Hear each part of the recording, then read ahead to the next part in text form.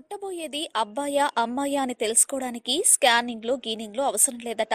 Simple గా ఈ పట్టిక ఆధారంగా మీకు పుట్టబోయేది పాపనా లేక బాబునా అనేది ఇట్టే తెలుసుకోవచ్చట. పుట్టబోయే బిడ్డకును కూర్చి ఇప్పటి వరకు ఈ పట్టిక 90% కరెక్ట్ గా చెప్పిందంట. ఈ చార్ట్ చైనాలోని ఒక రాజు సమాధిలో 700 సంవత్సరాల క్రితం దొరికిందట. ప్రస్తుతం ఇది చైనా మ్యూజియంలో భద్రపరిచి ఉందట. ఈ చార్ట్ ను అనుసరించి పుట్టబోయేది అబ్బాయా అమ్మాయా అని తెలుసుకునే విధానం. ఈ చార్ట్లో అడ్డంగా 18 నుండి 45 వరకు అంకెలు ఇవ్వబడ్డాయి. ఈ అంకెలు ఆడవాళ్ల వయసుకు సంబంధించినవి. నిలువుగా జనవరి నుండి డిసెంబర్ వరకు గల నెలలు ఇవ్వబడ్డాయి.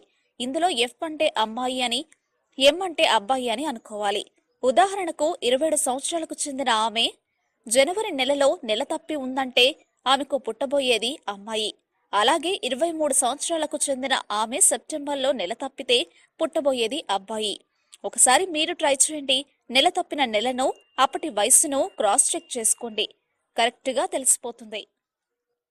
మా వీడియోస్ మీకు నచ్చినట్లయితే లైక్, షేర్, సబ్స్క్రైబ్ చేయండి.